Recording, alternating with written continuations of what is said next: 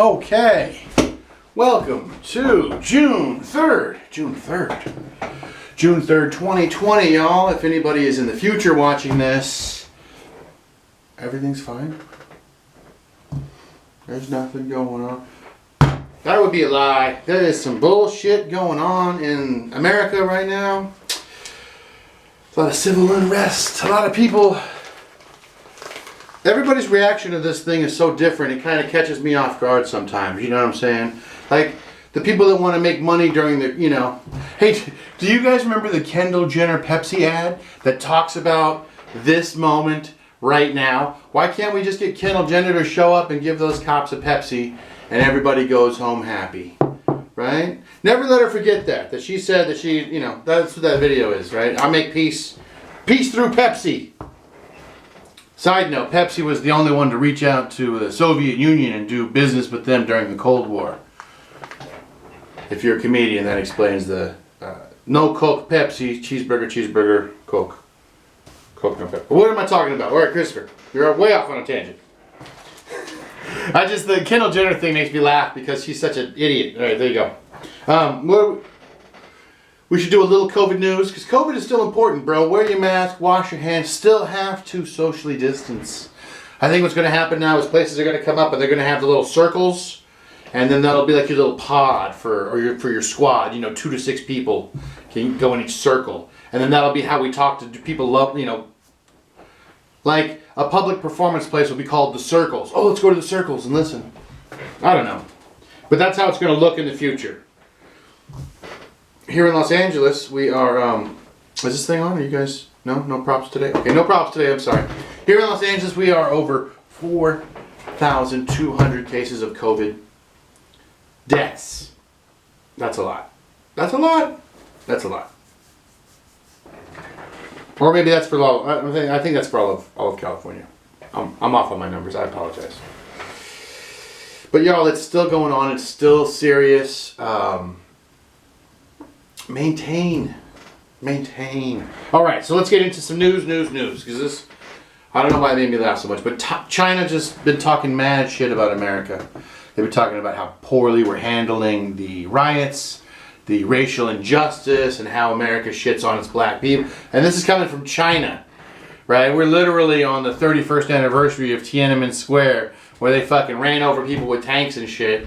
And, storm the cities. I mean, that's Trump's wet dream, I understand. But now they talk, you know what I mean? So, all the leaders of the world talking all this shit, when this is the same shit they do. You know who else hid in a bunker and gassed his own people? Well, now you can add Trump to that list.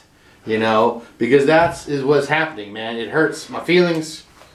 China talking shit. I think I could leave China talking. Actually, I should leave that, because China talking shit, that's going to be every day from now on. That's how it's going, because they're the master. Second place. Russia is the master of propaganda. China's second. And what about Iran, right? What about our old friends Iran? We haven't heard from them in a while. But we did hear this. Ahmadinejad is, the leader of Iran, and who the people don't like, But he tweeted out a Tupac quote with the N-word in it. That's how bold our enemies have been. Dude, he's throwing Tupac lyrics at us from Iran. Throwing Tupac lyrics at America from Iran. I don't know why it made me laugh, because, according to his laws, Tupac's not even allowed to be in Iran. No, none of the albums are allowed to be in. It's all...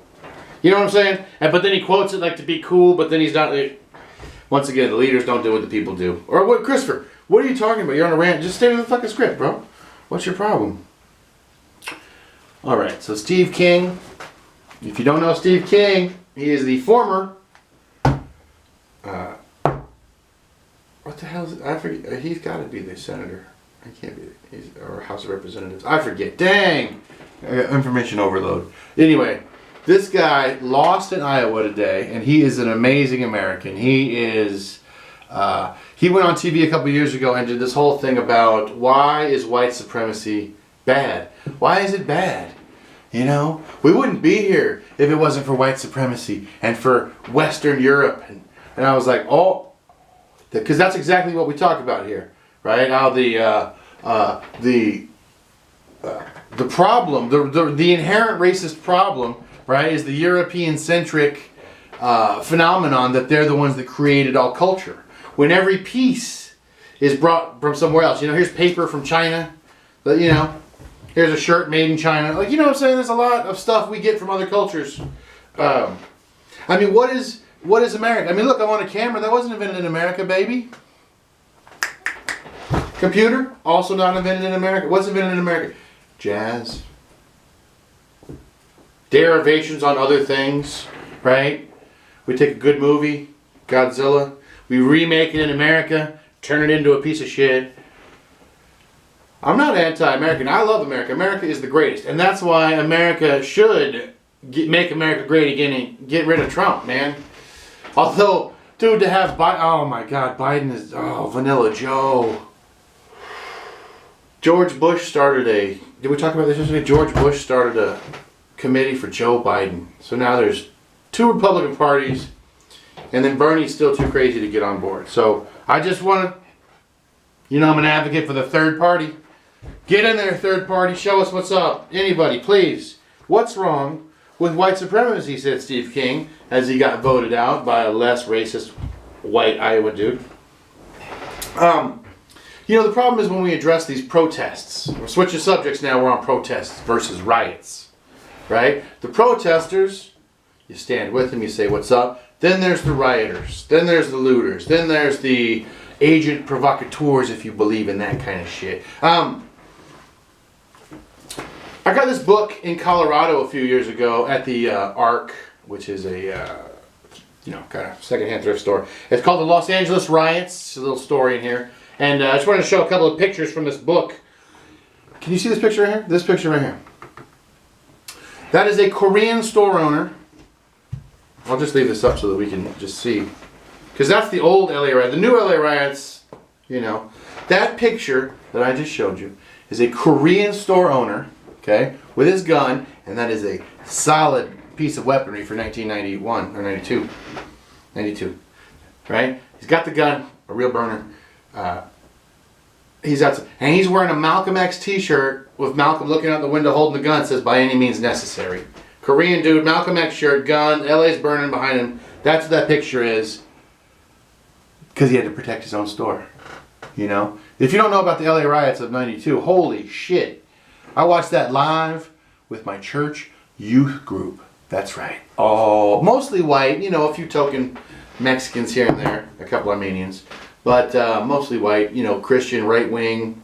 Oh, look at these thugs. Look what they're doing to Reginald. I mean, what they did to Reginald Denny is terrible. Those guys should go to jail forever. You should go to jail. Okay? If you're out there committing crimes, go to jail. But if you're out there protesting peacefully, you know, holding your fist up, getting punched in the face by cops, you should not go to jail. I mean, you guys see the difference? You know, protesters protest, looters loot. It's two separate groups. It's not the same group. That's why people like Steve King can't understand. Is that it's not the same group. It's not the same group. Even as these Korean guys. All right. Oh my God. So when the LA riots was going on, okay, opportunistic people, looters versus protesters. We had a protest at my school. After school, in the mall parking lot, right? Yes. Yes. I probably went with a fucking red, white, and green Malcolm X hat. Or black, red, and green. You know what I mean? Like, I just, oh God. I was so embarrassing back then trying to help, but I wasn't helping. But also that same day, we were outside of the mall protesting. Dudes ripped through that Palm Springs mall. They looted the stores. There was a Kmart there then. And they absolutely tore apart the Miller's Outpost. If you don't remember Miller's Outpost, good for you. Good for you. But when these guys, I remember these guys tearing at Miller's Outpost, and I was like, what? You know, like, what did Stussy ever do to Rodney King? Like, I didn't get it. I didn't get it. I mean, listen. I understand getting yours.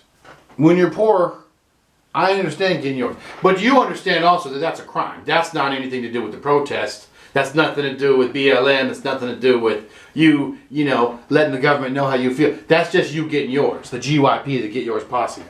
So go ahead and get yours if you feel the need to. But just know that it's a crime and you might get caught and suffer consequences. Right? You got to suffer the consequences. That's my point. I'm not advocating shit. I want to talk about a phrase, though. Reverse racism. Have you ever heard that phrase? Oh, that's reverse racism. What do you mean, Earl? Well, you know, I walked into the restaurant. I was the only white guy there.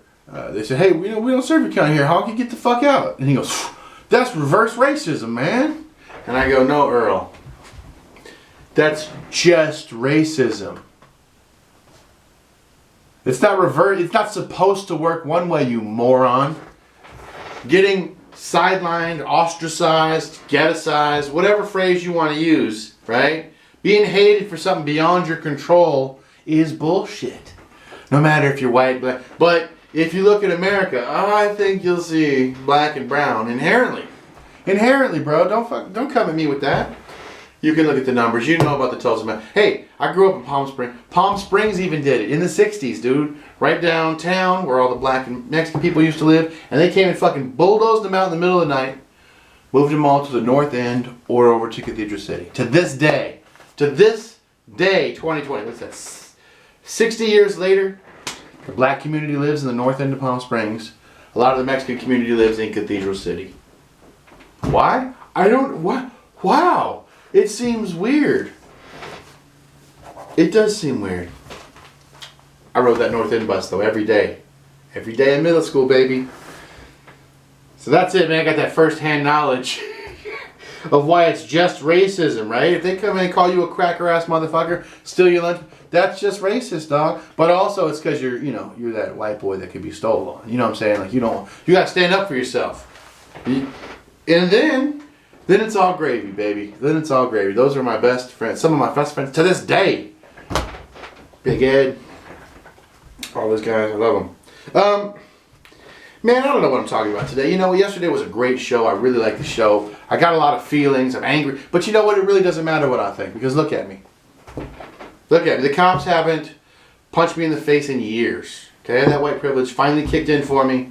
Now I dress like this. They still mess with me. But nothing like it was before, So here I am. What am I trying to say here? Man, I care. I care about anybody getting fucked with by the cops. Or, the cops unjustly getting fucked with too. You know what I mean? And it goes both ways, man. This violence begets violence, And then you got to decide, when somebody slaps you, you slap them back, they slap you, slap them back, slap, slap, slap, slap, slap.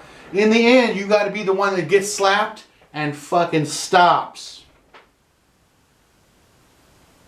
That takes a real person. That takes somebody with some character to be like, wow. So it is. I wrote a lyric that says, go back and learn all about the Crusades and see the early stages of two hates that can't fade. Won't agree on peace unless they have the last raid. Let enemies choose a new religion or old blade. You know what I'm saying? Like that is what I'm saying. That's what it is. We got to be the ones that say that we're the last ones. We got to say the fuck you. They hit us, we hit them. It's like Jimmy Conn and The Godfather, right? And where did that get him? He didn't even make it past the turnpike. You know what I'm saying? I love the Godfather movies, but there's some incredibly racist shit. If you never watched the Godfather movies, well, I think you'll understand. If you do watch them, you'll understand why black people don't like the Godfather movies. So my homework for you today is to watch the Godfather movies.